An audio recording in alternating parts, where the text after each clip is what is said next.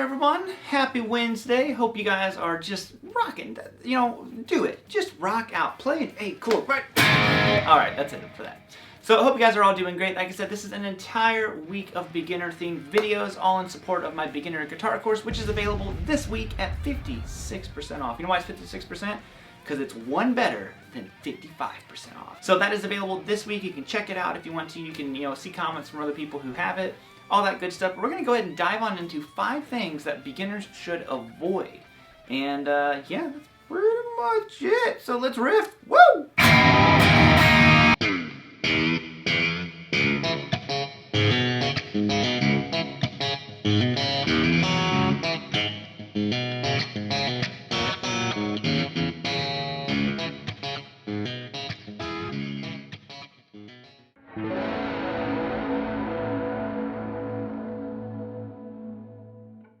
Alright, so if you're a beginner, there's a couple things, I think misconceptions about gear. So the first thing I'm going to talk about is that gear won't make you better necessarily.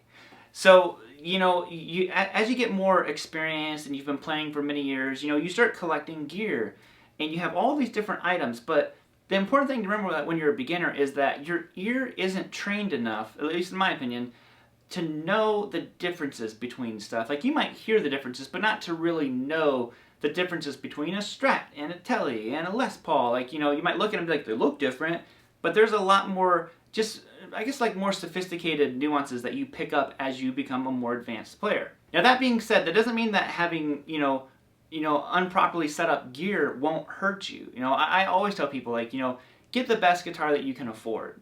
And if you can, get it set up. Get someone who knows what they're doing to set up your guitar. Because I guarantee you could have a $10,000 guitar that is set up poorly, and you could have a $50 SKYPE that's set up properly, and it'll probably play better than that $10,000 guitar that has, mile-high actions, sharp frets, all that kind of stuff. I mean, if you're paying $10,000, it shouldn't have any of that stuff. But I'm just trying to, emphasize the importance of a well set up guitar. It can really, really help. If you're the tinkering type, research it. Learn the basic measurements. Get a little, I got an Ernie Ball setup kit somewhere around here. Do that kind of stuff. And the other thing is avoid the noisemakers. Listen, we all want to play guitar. We all want to make some noise. But really, when it comes into the crazy delay pedals and chorus pedals and flangers and whammies and all that kind of stuff, if you're a beginner, just focus on playing. What happens is that stuff sounds all cool and makes a bunch of noise, and what happens is you just end up focusing on making a bunch of noise and not focusing on playing. In the beginning, it's really about honing your skills, and you have to learn how to use that kind of stuff. So, like I said, the gear is not going to make you better. It can hurt you, but I think there's just too much emphasis put on gear, just in general.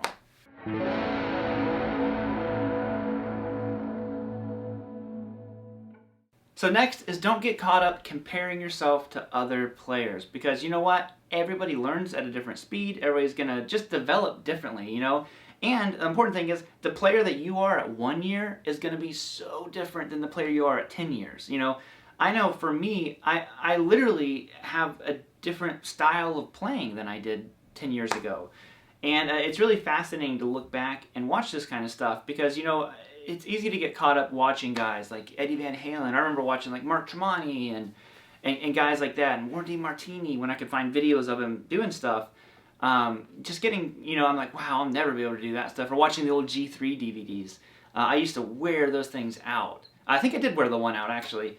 I watched it so much. But I just remember seeing it, I'm like, I'll never be able to play that kind of stuff. But it was never, like demotivated me. Is that a word? It never unmotivated me, whatever the word I'm trying to say is. It was always like a driving force. So just don't get caught up seeing all these guys who can do all this crazy stuff. Don't worry, you'll get there. You can be whatever level of player you want to. It just takes a lot of work.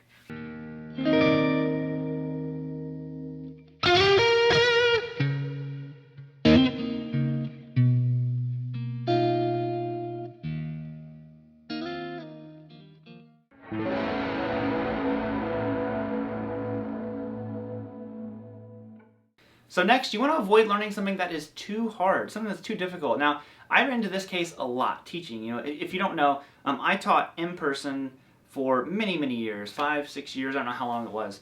And I would have people who would come in and be like, this is a song I want to learn. And I'd be like, well, that's a pretty tough song, you know, like whatever the song was. They'd be like, no, I think I can do it, you know. And I'm like, you know, and I would kind of advise them against it.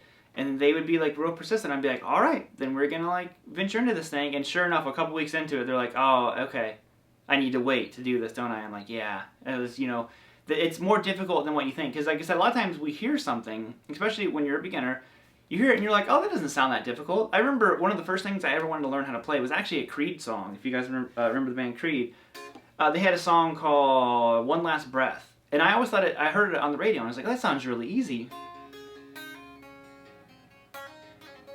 No, I don't have volume, so.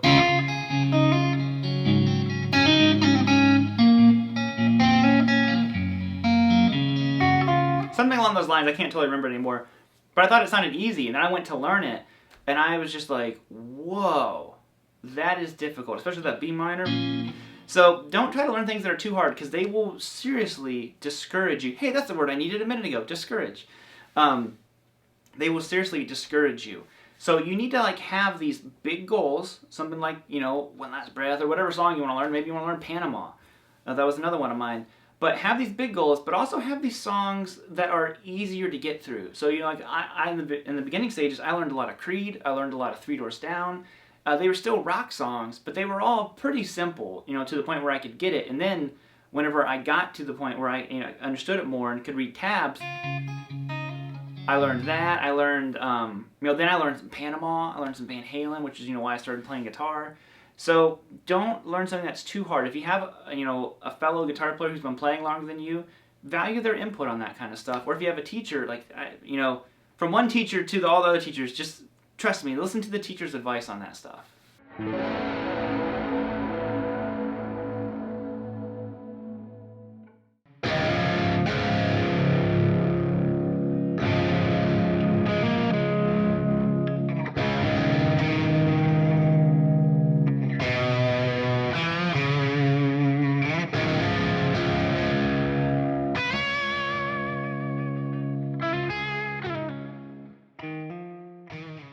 Alright, and the final one I'm going to throw in here, and actually I have another little part I'm going to toss on to the first one about gear here as well, is avoid later. I've mentioned this in other videos, and I just think it's so crucial and important because a lot of times practice and playing gets put off for later. And let's be honest, sometimes life happens and stuff needs to be put off to later. But I can assure you, if you don't take it upon yourself as a player to make the time, like I said, I've said this in other videos, the time is never going to magically appear. Something that I personally have been doing, obviously with all of this crazy coronavirus stuff going on, now my son is home from school. So before, where I had, you know, the full day of him being at school to work, I've had to like adapt. You know, you have to do it. And a lot of times I edit, like this video right now, I'm probably editing it at like 2 a.m. That way during the day I can help with him and do stuff. And I'm practicing late at night too. I've had to adapt, you know, so I get a little less sleep, but I get that hour of practice in, you know, because there's no other way that I'm going to get that time. You know, I come up here during the day and just goof around and play for fun, but at night, I take it serious. I sit in here and I'm working on stuff. I'm like, okay, my picking has been sloppy Joe lately and I need to work on it. You know, and I'm up here, you know, woodshedding a lot of this stuff still, just to try to get better, you know. It's a never-ending process. And if you can kind of get in that mindset, that do what you got to do mentality very early on, you're going to have a very strong practice routine throughout your playing. Because like I said, the other thing that I had been doing is I've been getting up 2 hours early. So I'm staying up late some nights, and then other nights I'm getting up early to come in here and practice, prep for the videos, you know. It's just all this kind of stuff because, you know, I've had to adapt. You know, life happens, so you have to adapt sometimes. So I think that's it. You know, the other thing I wanted to throw in here about the gear is having too much gear. So as I say that with a bunch of gear around me, but I'm talking more, again, about beginners. Because what happens with too much gear, you get option paralysis. You have so many options that you end up thinking about what you're going to play, picking, oh, I'm not, you know, this going to be, no. Get one good guitar, get one good amp. It doesn't have to be, you know, a Marshall. It doesn't need to be a 59 Les Paul.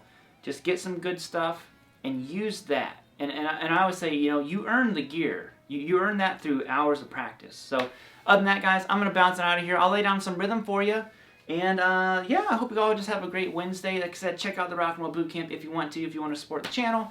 And other than that, I'm going to bounce it out of here and have a good Wednesday. I'll see you guys Friday. Woo!